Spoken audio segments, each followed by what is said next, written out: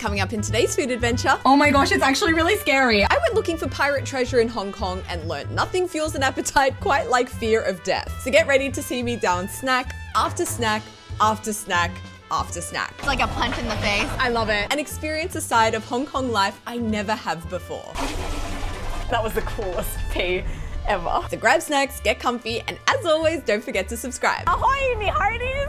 Welcome to another food adventure. I'm here in Hong Kong, where I'm continuing my Hong Kong hidden gem food tour right here on the outlying island of Cheung. So obviously I'm here with Virginia from Human with the Chance of Fishballs, a Hong Kong expert. So why did you decide to bring us to this island of all the outlying islands? Because of the village life. I definitely am seeing such a contrast, like between the Hong Kong that's only 30 minutes away by the ferry, and then you're here and it just feels there's no skyscrapers. And no cars for that matter. Except for emergency vehicles, but they're actually really cute and miniature sized. Yeah, you basically just got people on their bicycles here. So here, if you hear that, that means get out of the way. You'll hear that all the time. I think that's universal.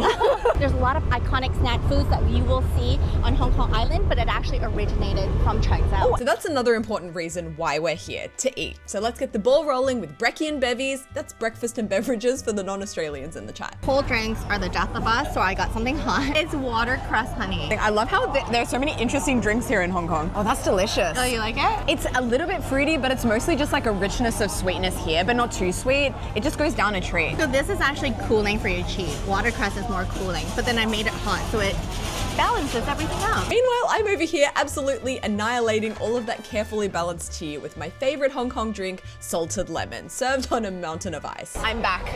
You're back? That's the best. That was your coffee?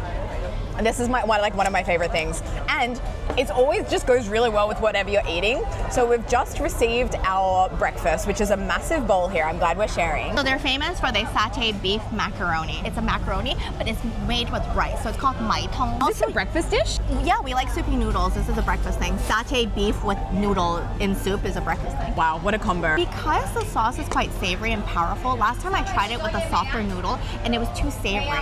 So this has the perfect texture to get a little bit of the sauce, but not totally absorb the flavors. That's a good one because, wow, that's a really strong smell, incredible smell. I love peanut. I love everything peanut related. I grew up having peanut butter toast for breakfast every single day, which is probably why I'm really attracted to anything toast related for breakfast, but also anything peanut related for breakfast. Oh, that is so good.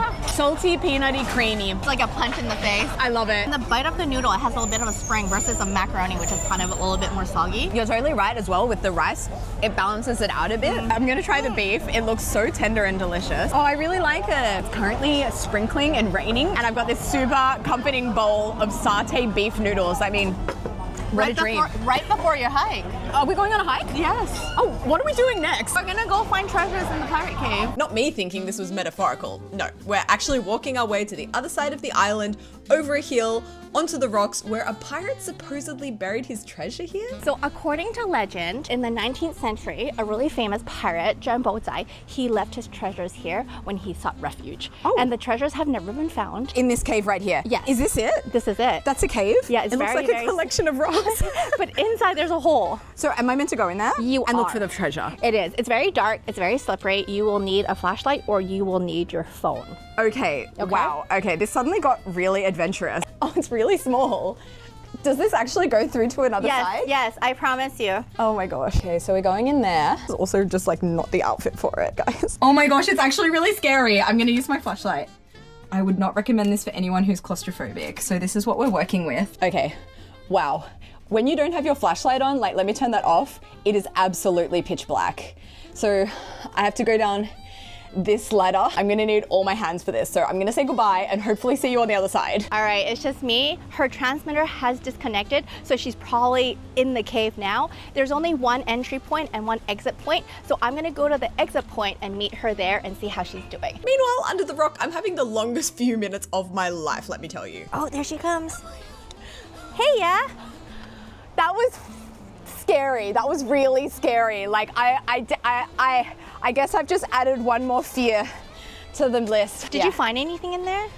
No, and I think the reason why no one has found the treasure is everyone goes in there being like, yeah, we're gonna find treasure. And then you're just scared for your life. Like, where is my next step on this ladder? I don't know how I'm getting out.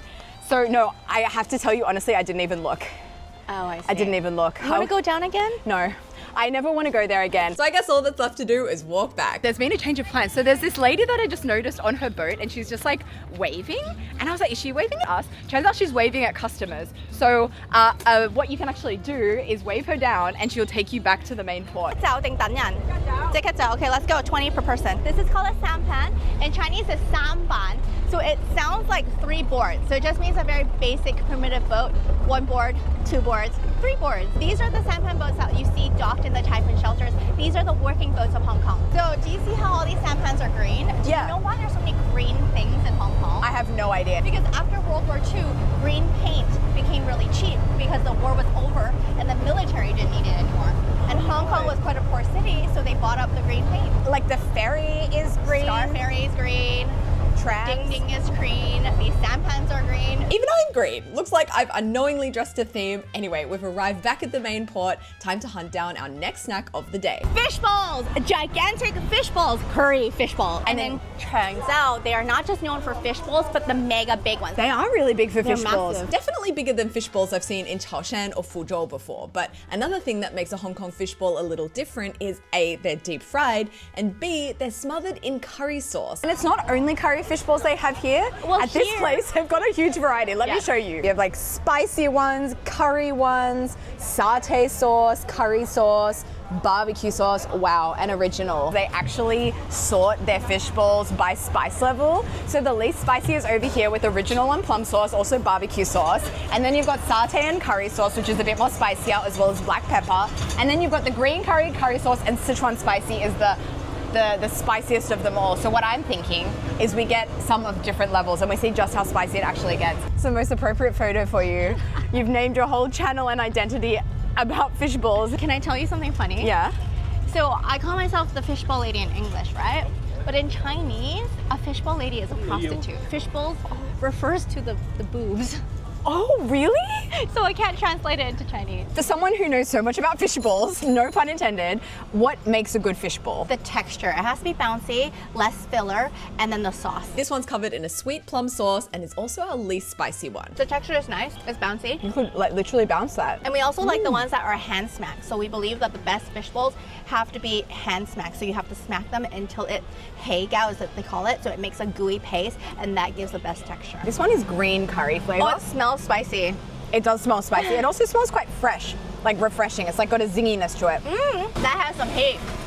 Oh, it does. But apparently this one's gonna be even spicier. It's the iconic OG Hong Kong curry fish ball. First impressions, taste is really good. I think my favorite. I just feel like the flavor of the fish ball is really complemented by that sauce. Oh, But yeah, a decent kick of spice there. is there anything we can get to cool our mouths a bit?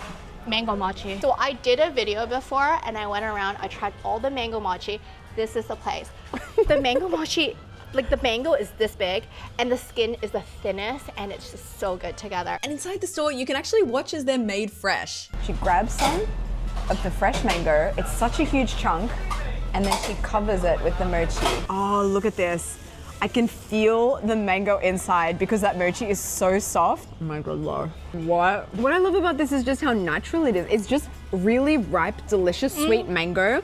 Perfect textured mango. I mean, also look at the color. And then it's just glutinous rice on the outside. So texture-wise, it's amazing. You've got that soft, chewy glutinous rice and then that soft mango on the inside. It's so juicy, it's so sweet. And also, white powder is normal in Cheung.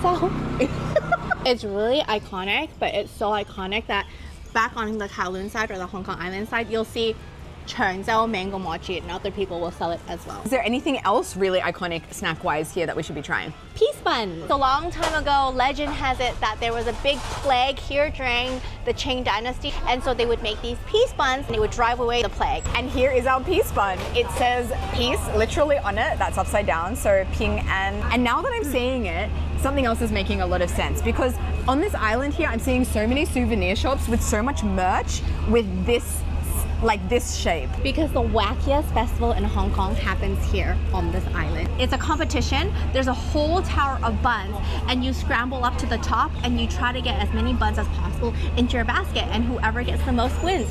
The higher the bun, the bigger the score. So that's why everybody scrambles up to the top. Are they real buns? They used to be and then now they're fake buns. And then they give the buns away as a sign of peace and good luck at the end of the festival. We're gonna eat it with the modern fusion dim sum version. So this is the old version, the old school one. It's steamed, and we've also got the new one. Our OG is filled with lotus paste, and yeah, it tastes like it looks. It is basically just like a sweet bun, sweet filling. It's one of those things that a few bites is enough. It's quite dense. I think this is gonna be really delicious. These are the egg custard lava buns that you eat at dim sum, but they deep fried it. Look at this. So inside, oh my God. Inside there's basically this pool of hot custard, which is like sweet and salty. And since I'm a huge fan of custard buns, and anything deep fried, I think probably this version of the peas bun is speaking to me more. But I never did go down without a fight. Oh, that's good.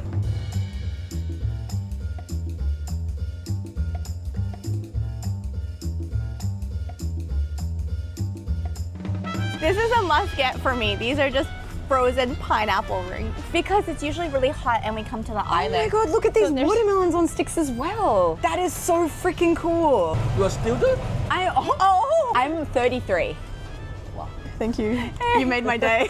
It is so simple but so innovative at the same time. It's also something I'm seeing all over this island, marketed with signs of varying levels of artistic talent. Anyway, I'm taking my refreshing frozen watermelon to go as we head back to Hong Kong Island, where we've got some very exciting dinner plans ahead. But on the way, under the Canal Road flyover in Causeway Bay, we stumbled across something I definitely needed some clarification on. Oh my God. I see on the sign it says pray for blessings and fight against villains. And another sign that reads, beat up the villains you know and welcome the noble ones, as well as this one here, the Tiger Lord will help you drive away strange villains and usher in wealth. Can you explain to me what this is? Okay, why don't I give an example? The number one villain in your life might be your boss. Maybe he or she gives you problems and obstacles, so you perform a ceremony for them, and then it will cleanse your aura so they don't give you so many problems. And that's exactly what's going on here. The formal name for it, I've since learned, is villain hitting. This is where you write your villain. So that's the guy and that's the girl. If you've got a villain in your life, you simply write their name down on their corresponding gender. She's gonna smack these pieces of paper while muttering things like,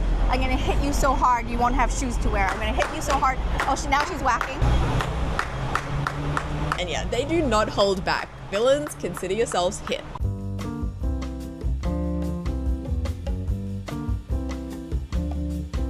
Dinner tonight, we're in for a real treat. We are having a sampan boat feast. That'll be taking place here in the Causeway Bay Typhoon Shelter. It's basically a bay or inlet and a cove of water with a breaker. So it's to protect the little boats. So if it's typhoon season and it's too big winds and they can't go out and fish, they will just anchor themselves back here. Back in old Hong Kong, there was an entire typhoon shelter culture where families lived on sampans and formed floating communities right here on the water. And it's from this world that dishes like typhoon shelter crab were born. Deep fried crab, smothered in a massive amount of crunchy garlic, chili, black beans, and shallots. So we're actually eating version 2.0. The old one used to be black bean because they don't have refrigeration on the boats, so that the black bean would ferment a little bit and then they would fry it with the crab. But because it didn't look so great, because it's speckles of black on the crab, so then they started adding fried garlic to it. It looked prettier, and then they would put chilies and it would look nicer, and that's the version we're eating now. So the original typhoon shelter crab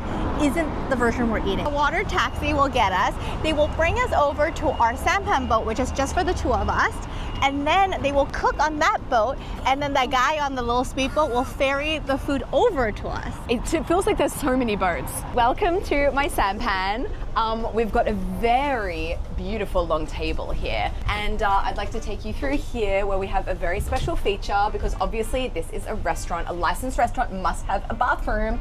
So this is the toilet here. TMI, but I just peed. And so now we're gonna flush. So we've got this bucket that I'm gonna put overboard. Oh, I got some. Okay, great. A very small amount.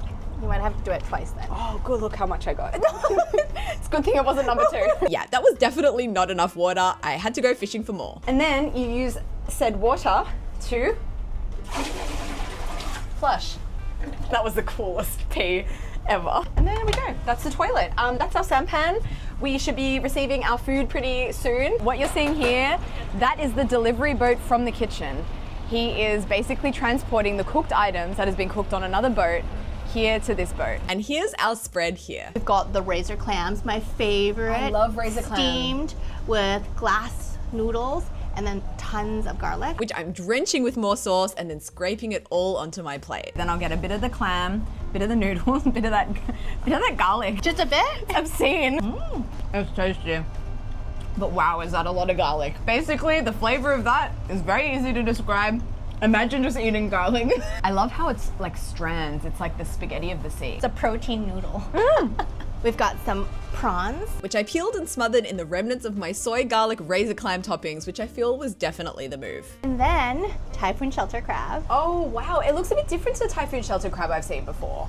It's like Typhoon shelter crab with the tan. Honestly, I think it was just a little bit burnt, and unfortunately it wasn't the best crab I've had or the best Typhoon shelter crab I've had. That's the best part. You mix that with the noodles and a little bit of the fried garlic and you eat it together. And the noodles have been cooked with crab oil. They're so delicious. The noodles were definitely tasty. They had a nice seafoody flavor and satisfying bite, and mixing them with the remainder of the crab head juices did give them an extra injection of crabbiness, which was great. But I think what's so cool about this experience is just like being on this boat. I've never had a dining experience like this in my life. It's the last one in Hong Kong. It's this one. This one. That's such a shame. I feel like people would love to do it. Yeah. It's really cool here, and you've just got the most beautiful view of Hong Kong here, all the buildings, and it's such a contrast because you've got all these still quite some old boats here, Yeah. and then you've got the most modern skyline in the background. And I'm just eating seafood. I mean, is it the best, most mind-blowing, like no, yes, it's tasty, but I think you come here for the experience. The atmosphere. The atmosphere is absolutely out of this world, and I'm so grateful for this experience, and I'm so grateful to have made these 2 videos with you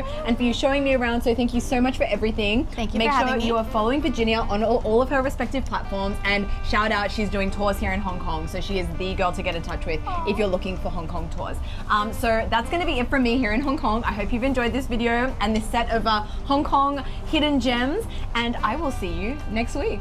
From where? I don't know yet, but we'll find out together. Bye guys from Hong Kong.